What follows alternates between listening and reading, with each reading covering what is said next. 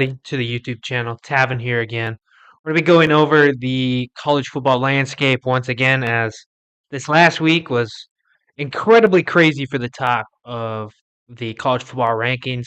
We'll go into that towards the end of the video. Right now, we're going to be looking at just some of the games from last week, be looking at the nosebleeds records for this week, and yeah, so let's get straight into it. Before we start, I'll give you the nosebleed standings as it currently stands right now. Obviously, I dropped the ball this week once again. I only got 3 correct. So bad week for me. Brock and Adam had 5 this week. 5 wins on the week. Me and Landon only with 3. So standings technically stay the same. Brock and I are now tied for third/last, whatever you want to call it.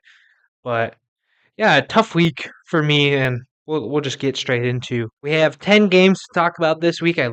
Dropped the number down from 14, and we'll be looking at 10 of them, 8 of them, which are from the Nosebleeds graphic that is posted. I just realized I put a typo on it, so my bad, but whatever. So yeah, we'll get straight into it. Our first game here, as number 16 Utah went on the road to play Arizona State, and they drop it 27-19. But the final score isn't even the biggest thing from this game, as Cam Rising played in this one, and he went 16 for 37, 209 yards, 3 interceptions, and in the game he was injured. He played the full game.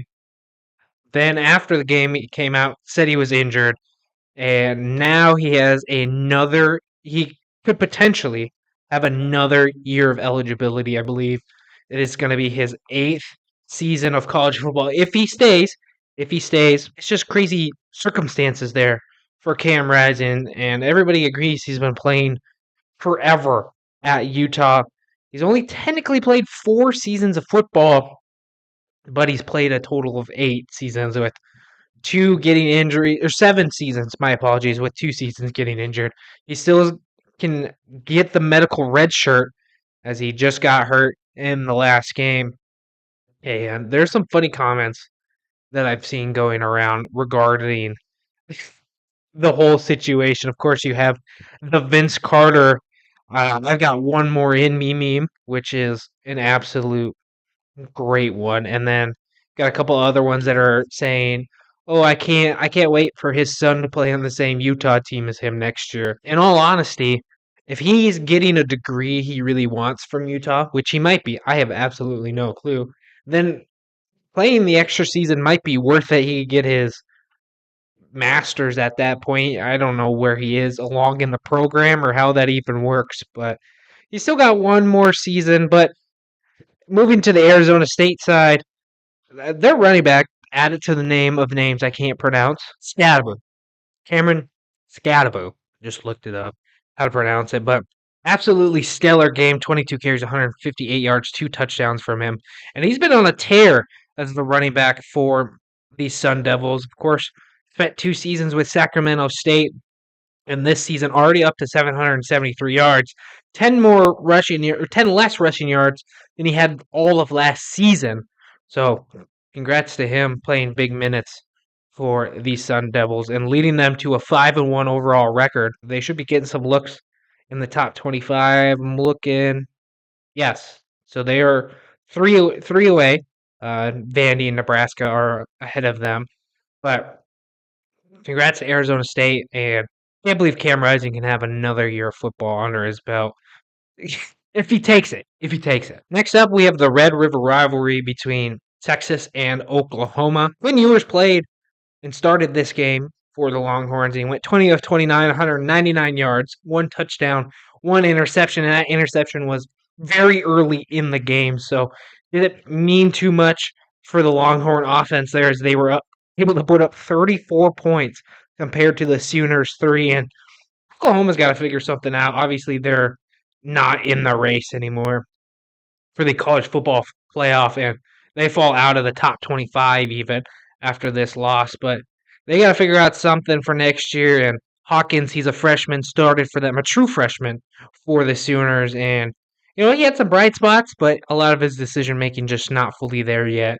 But Texas, still your number one team in the country and an incredible team to look out for. I mean, they could win the whole thing. I had them winning the whole thing in my bracket prediction, and they're still the number one team.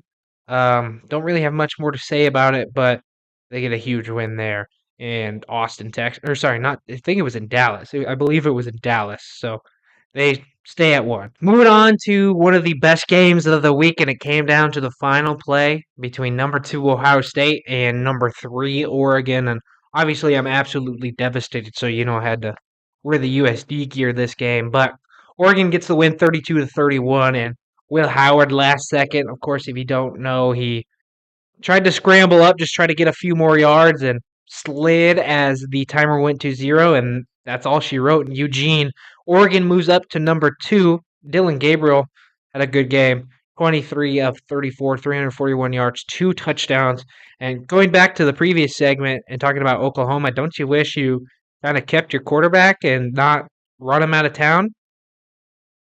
Neither here nor there, but he has a great game for the Ducks. And Jordan James, 23 carries, 115 yards, and a touchdown as well. Gabriel also had a rushing touchdown. The Oregon defense was very good against the Ohio State run game as Henderson and Judkins, 21 carries for just over 100 yards. 110 yards to be exact, 1 touchdown. And they really made Will Howard throw the ball and try to limit that rushing game. And going back to the Boise State Oregon game and how good Ashton Ginty was in that one, I mean, it just shows that maybe he should be the Heisman, but I'm not going to bring him up, that conversation up again. So Oregon moves up to number 2. Ohio State only falls to 4, which I was really, really surprised about. Actually, I was really surprised about Oregon not making the jump up to 1, but as our good friend Adam said, they just didn't play well enough, and Oregon kind of shot themselves in the foot in this game, and it shouldn't have even been this close. They should have had a huge lead there, unable to get it, the huge lead, but still get the win by 1 point. Moving on to the number 4 team in the country, Penn State. And they traveled to Southern California to play USC. And I did not expect this game to go the way that it did, as it went into overtime. Penn State was down big at half. They were down 20-6. And they scored 24 points in the third and fourth quarter combined compared to USC's 10. Obviously, game goes into overtime, and Penn State gets to win 33-30. They get it done. Drew Aller, 30 of 43 passing in this one, 391 yards, 2 touchdowns, and an interception. Miller Moss on the other side for USC, 20 of 30, 220 yards passing, 2 touchdowns, 1 interception.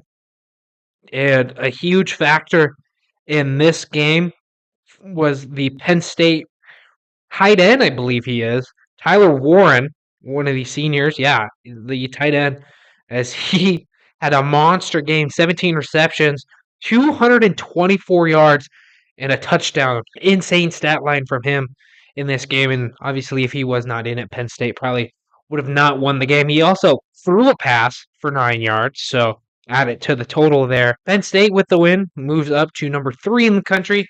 USC not the top 25 coming in this one, so they remain outside. And yeah, Penn State, another team to look out for in the Big Ten. If they stay undefeated, of course, they have to play Ohio State and I believe Michigan. I do this every week. They do not play Michigan. They only play Ohio State. They play Washington, who's been a good foe this season. And yeah, that's about it. So Penn State could be in that Big Ten championship game. It all depends on how that Ohio State game goes a couple weeks from now. Moving on to a game in the SEC between South Carolina and Alabama, as this was a very close one, and it came down to the final play, but going back to the first half, 14-12 at halftime, and then South Carolina took the lead with 6:20 remaining in the third quarter. Alabama then scored 2 straight touchdowns, and then South Carolina scored a touchdown to bring it within 2 points. However, the final, and I mean final play of the game, after the onside kick, Sellers threw a pass, and I don't know where he was going, if he was just trying to throw it out of the end zone. Not 100% sure, but Damani Jackson intercepted it.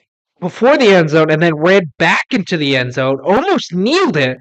However, he went up and ran out of the end zone, and that's all she wrote in Tuscaloosa. But Alabama, nail biter of a game against the Gamecocks. Again, have another tough week in the SEC as they play Tennessee. They stay at number 7 after the win, but I'm sure this will be a game on the upcoming Nosebleeds graphic. Talk about that later, and we'll talk about the top 25. But Alabama almost got shook up by the Gamecocks on their home turf, and that's not something you see very often. Staying with the SEC, as number 9 Ole Miss went into number 13 LSU, and for a while it looked like Ole Miss had this ball game. Well, actually, not really, as neither team was able to score in the first quarter. In the second quarter, both teams went on a huge scoring run as Ole Miss went up 17-13 going into the half, and then after that, it was field goals in the third for each team. Following that was a fourth quarter touchdown for LSU and then 3 points for the Ole Miss Rebels. And then in overtime, Ole Miss kicks the field goal good. LSU then goes on the other side, and it's a 25-yard touchdown pass for the Tigers, and then that's all she wrote. LSU gets the win 29-26. Jackson Dart was not happy after the game, and I sent the video to Brock, and it was absolutely funny. Obviously, everybody knows he kind of looks like Anakin Skywalker from Star Wars, and he was like, how did we lose this game? He didn't understand, and it was kind of funny, but also kind of sad at the same time because looking at it, I mean, Ole Miss didn't play their best football game to begin with, and LSU was right there with them. It was both teams kind of throwing soft haymakers, we'll call it, at each other, but Ole Miss couldn't get it done with that. They dropped 9 spots, so they dropped to number 18. LSU goes up 5 spots. We'll talk about that later, but Tigers get it done. Going back to the Big 12, just like Arizona State, Utah, we're moving to Kansas State versus Colorado, and I was the lone Colorado pick this week, as I think everybody else just hates Colorado, and I don't hate Colorado, but they lose this one 28-31. Kansas State moves to 5-1 on the season, and it was almost a comeback for the Buffaloes there as they scored 14 points in the fourth quarter, but their run game just not a huge factor in this one. They turned it over on downs on their final possession of the game, but their run game just not there for the Buffaloes in this one, as their leading rusher, Dylan Hayden, 7 rushes for 11 yards. Shedeur Sanders, 9 rushes for negative 50 yards. I don't know how many times he got sacked. I don't know if I can look at that number. I can. Here we go. 6 times. He got sacked 6 times in this game. So that's where the negative 50 yards comes from. But, you know, if you're Colorado, you're fighting for a Big 12 championship spot, but this is a game you can't drop, and they drop it towards the end. And Avery Johnson, 15 of 23 in the game, 2 touchdowns, 1 pick. I'm not a big fan of Avery Johnson, and I think his legs are like really skinny. Like, he doesn't look like he should be a quarterback in my opinion. But what do I know? I didn't play quarterback. I actually did for 1 play, and that was it. But that's why I'm here and not in Kansas State playing football. Anyway, Wildcats get it done, beat Colorado. I was the only one that missed this game, so sad day. Another game where I was the lone picker is Cincinnati versus UCF. I picked UCF, and guess what? They do not get the win at home. Bearcats get it done 19-13, and UCF scored a field goal with 2:59, just unable to get it done in the end of the game. And big news from them, as well as KJ Jefferson will not be starting the rest of the season, and it will be their UCF's freshman quarterback starting. I got to figure out his name, but so UCF for the remainder of the season will be starting EJ Colson from Byron, Georgia, and he, I believe, played in this game against Cincinnati. Well, he only threw the ball 1 time, and it was for not many yards there, but he will be the starter for the remainder of the season, and it will be interesting to see if Ja'Cory Brown gets some playing time there. He's a sophomore for the Knights team, but Cincinnati gets it done. Sorsby, 25 of 38, 1 touchdown, 2 picks. Corey Kiner? I don't know. 17 of 83 rushing. And it wasn't like Cincinnati beat down UCF. It was like UCF beat down UCF as Johnny Richardson lost 2 fumbles and EJ Colson also fumbled the ball one time, did not recover it. I don't know where it went. It must have went out of bounds, but UCF kind of shot themselves in the foot. Fall to 3-3 on the season. Cincinnati 4-12 on the season. They're still hanging around that Big 12. Big 12's crazy right now, as 3 teams are undefeated: BYU, Iowa State, Texas Tech, in Big 12 play. And then teams that are one loss: Kansas State, Arizona State, Cincinnati, Colorado, West Virginia. So anything's up for grabs in the Big 12 right now. And as you saw by my bracket video, which thank you for watching, I had BYU winning it all, but Bryce was not happy about it. Anyway, doesn't matter. Cincinnati 4-2 on the season. They get the win against the Knights. Going back to the SEC, as Vanderbilt took on Kentucky, and the Commodores get it done once again, moving to 4-2 in conference play. 4-2 overall, with a 20-13 victory over Kentucky. They're still hanging around that SEC championship too. Don't count them out. Can't get ranked, however. They get it done. Pavia, 15 of 18 passing, 143 yards. Nothing crazy there. 2 touchdowns, 1 pick. However, he had 14 carries for 53 yards. And once again, Kentucky just unable to score the football. I don't know what happened this week. They scored 20 points against Ole Miss just a couple weeks ago. Last week when they got the 2013 win, but we're not really able to put up points against the SEC, it seems like, as their most high-scored games this season are against Ohio, where they scored 41, and Southern Miss, where they scored 31. And against SEC teams this season, 6, 12, 20, and 13 points. And they've won 3 of those games, or only 1 of those games against SEC teams. I don't know what that tells you, but Kentucky unable to get it done. Shout out to Vandy. I mean, Vandy is a nosebleeds classic team, we'll call them, as they get the win. Still hanging around, looking for them to get ranked. They're the first team not ranked, and there's a lot of people who are unhappy that mission. I'll talk about that later. Anyway, Vandy gets the win. Moving on to our next one. Didn't realize it was our last game to talk about, but it is. And that's San Jose State versus Colorado State. We all picked San Jose State, and guess what? We were all wrong, as Colorado State at home wins 31-24, and it was the 7 points in the third quarter that got them over the hump. And at the time, San Jose State was 4-1 on the season, 2-1 in conference play, but they just couldn't get it done against the Rams. And I don't really have much to say about this game because I did not watch it. So, sad day, I guess. Shout out Colorado State, I guess, for making us all wrong this week. One more game I want to shout out. Shout out the boys up there at USD. 42-17 victory over UNI. That's revenge for what happened a couple years ago when they came into the Dakota Dome and just absolutely demolished the Yotes, and it was a tough game to watch. But this year, no, it doesn't seem like that. But Yotes are rolling. Shout out Shahid if you're watching. But yeah, shout out the Yotes, man. That's it. That's all I gotta say. Shout out. Now I don't know if I should make this like another part or what I should do with this, but I want to talk about the top 25.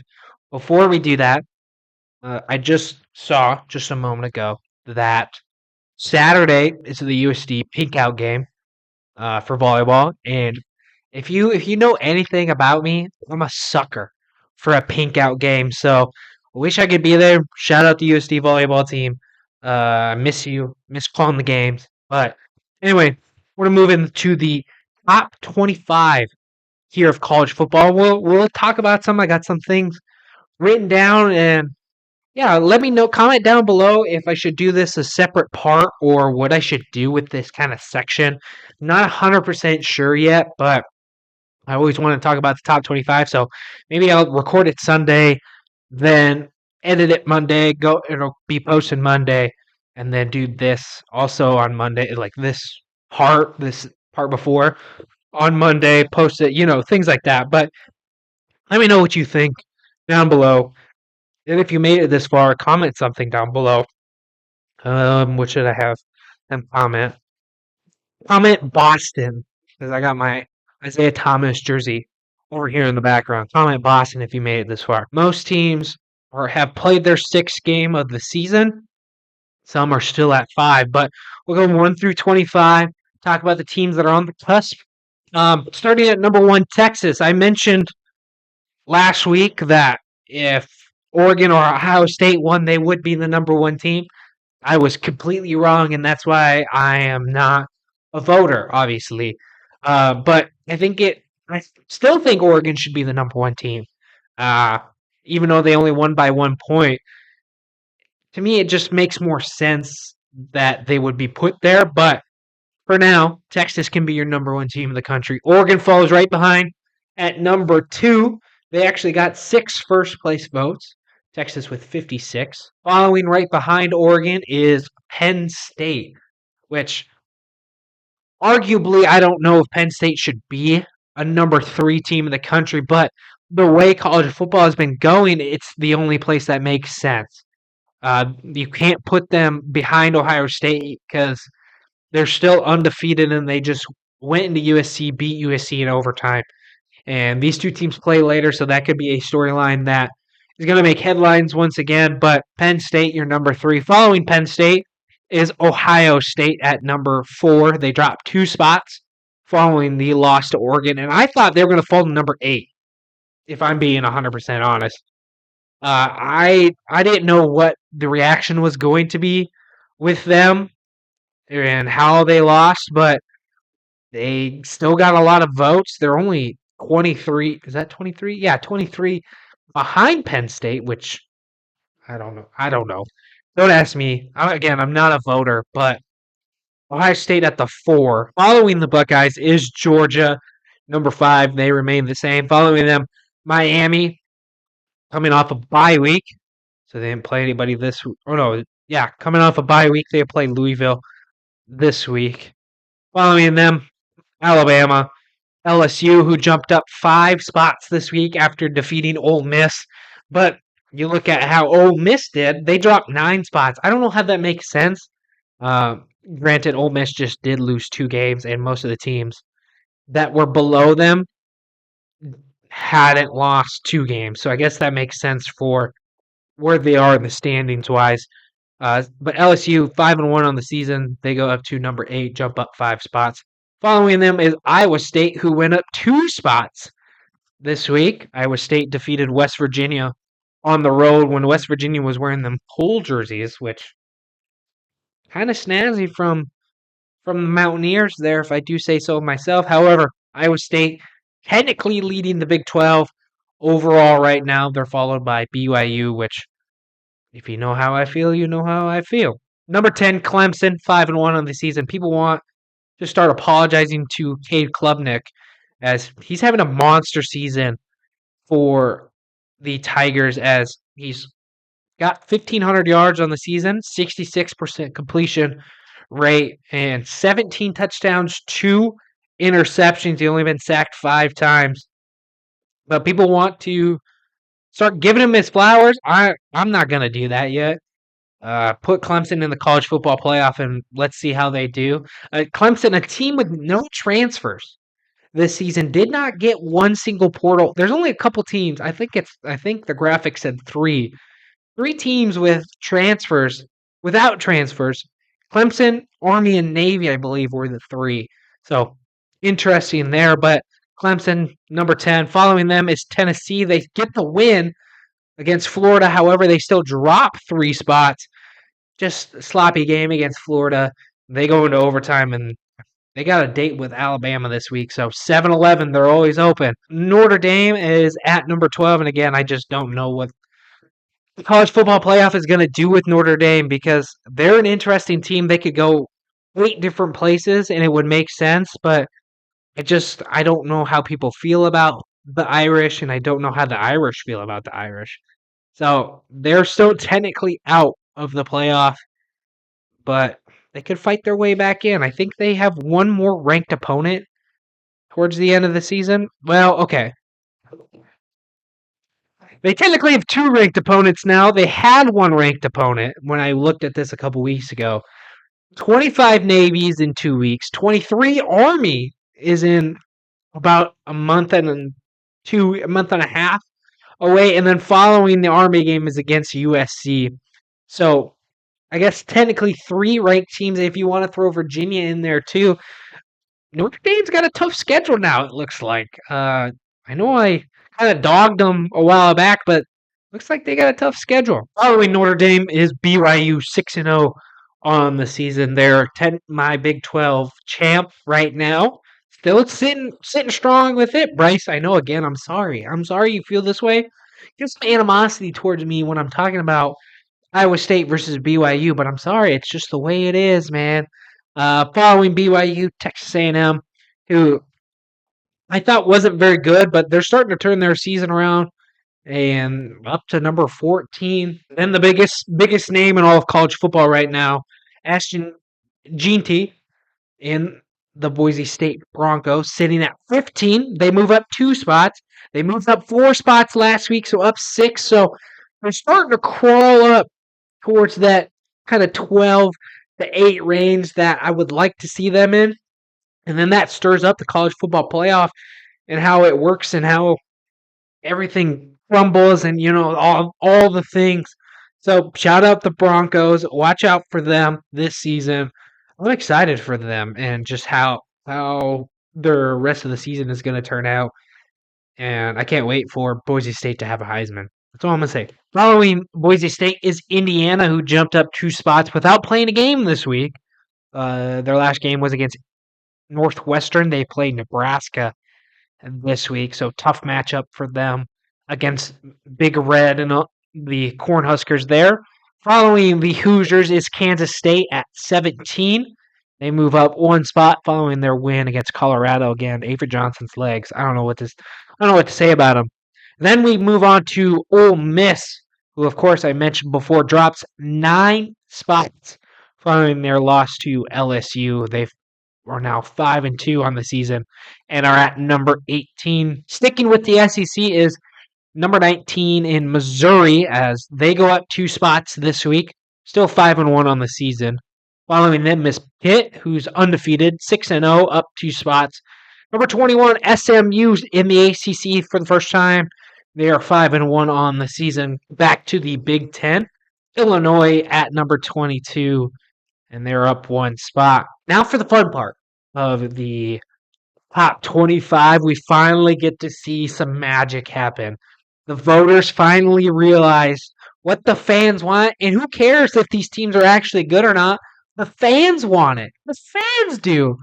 And that's number 23 and number 25. Army and Navy are back in the top 25. It's been a while. Hello, guys. How you doing? They are currently sandwiching Michigan, who sits at the number 24 spot. And here's where things kind of get controversial. Michigan is 4-2 on the season. And many people, including myself, want Vanderbilt to be ranked as well. They didn't get ranked. They currently have 68 votes. Michigan has 133. And Navy has 84 right behind them. But people want Vandy football to be ranked. They didn't get ranked. But watch out for them to be ranked if Navy loses, if Army loses. If anybody loses from 21 to 25, look for Vandy to be ranked. And I mean, Nebraska first plays Indiana, so Indiana could even fall out. Nebraska and Vandy could be ranked this year. Could be fun. Could be some fun football. With that, that's going to be the end of today's video. I hope you enjoyed. I know there's Tuesday night football on, so I hope you also enjoyed Tuesday night football. It's been fun. Let me know some more things to do down below in the comments. And again, if you made it this far to the video, comment Boston for Isaiah Thomas here. Yeah, I want to thank everybody for the support on the last couple videos. We've had some great views. Maybe not watching the whole video, but their views nonetheless. Still making me feel a little bit happy about it all. But yeah, thank you once again. I might have something a little different this week. Who knows? Not 100% sure. Just be patient. Be patient. Thinking of new ideas, trying new things. But yeah, with that, I want to thank you for watching the video. Like, comment, subscribe on the video. Comment down below. And my name has been Tavin. We'll see you guys next time.